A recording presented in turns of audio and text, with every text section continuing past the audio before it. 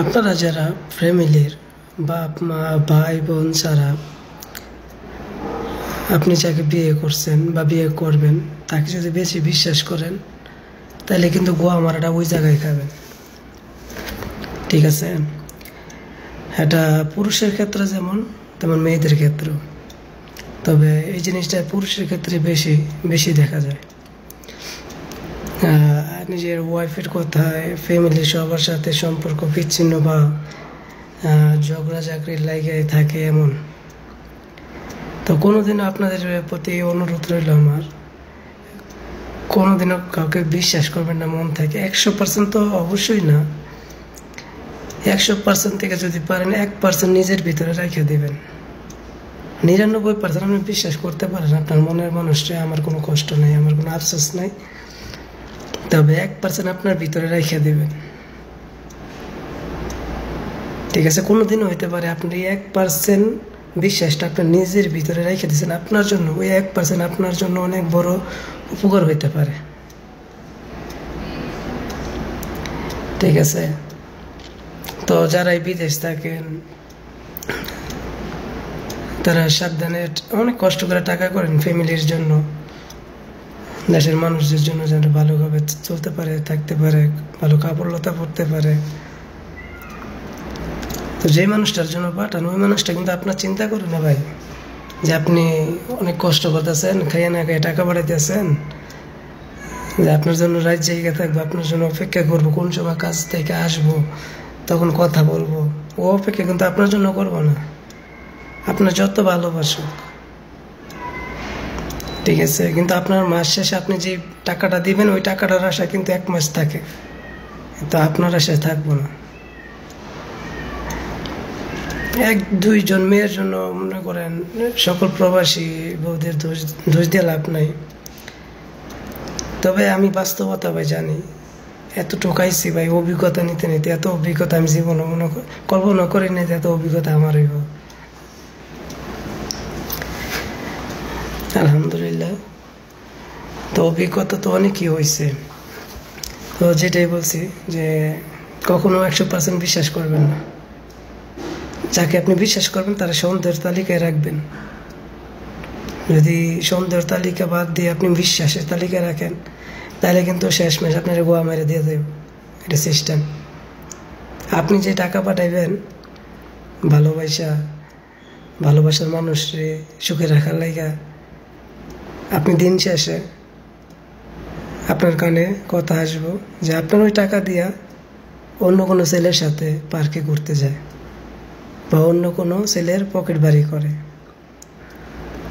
ঠিক আছে, কথাগুলো হয়তো অনেকের খারাপ লাগতে পারে, ভালো লাগতে পারে।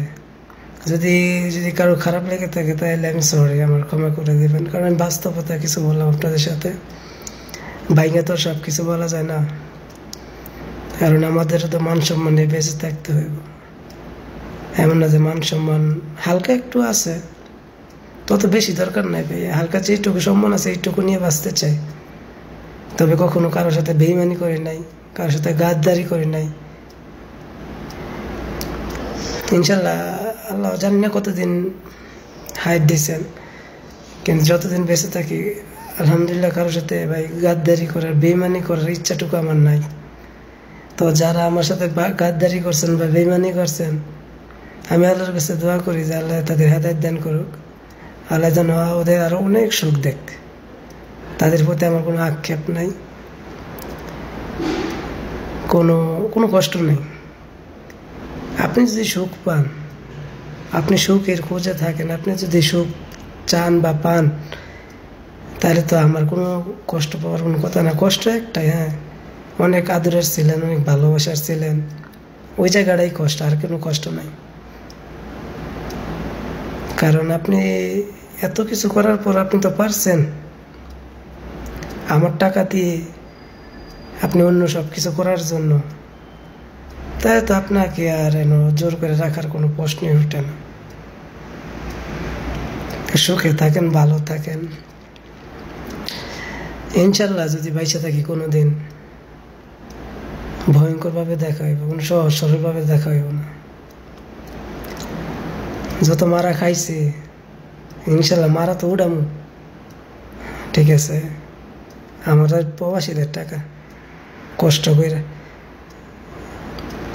মাথার গাম পায়ে ফেলা কামাই করছি, ঠিক আছে। কাউরে করার টাইম নেই, দেখারও টাইম নেই। তো সবাই ভালো থাকবেন, একটু সাবধানে থাকবেন। যারা প্রবাসী ভাই বোন আছেন সবাই একটু সাবধানে থাকবেন, কারণ দুনিয়া আর দুনিয়া নাই। দুনিয়া হয়তো বা আছে, কিন্তু মানুষ আর মানুষের জায়গায় নেই।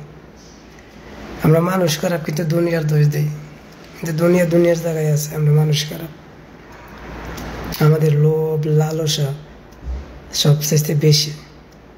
আমাদের যেদিন লোভ লালসা শেষ হয়ে যাইব, তো ওই দিন যদি আমরা মানুষ, সেই দিন যদি আমরা মানুষের কাতারে আসতে পারি। কিন্তু যারা একবার ইমান থেকে লইরা যায়, ইমানের রাস্তা থেকে চলে যায়, তারা কোনোদিন আল্লাহ যদি হেদায়েত না করে, তাহলে কোনোদিনও হেদায়েত নিয়ে সঠিক পথে আসতে পারবে না।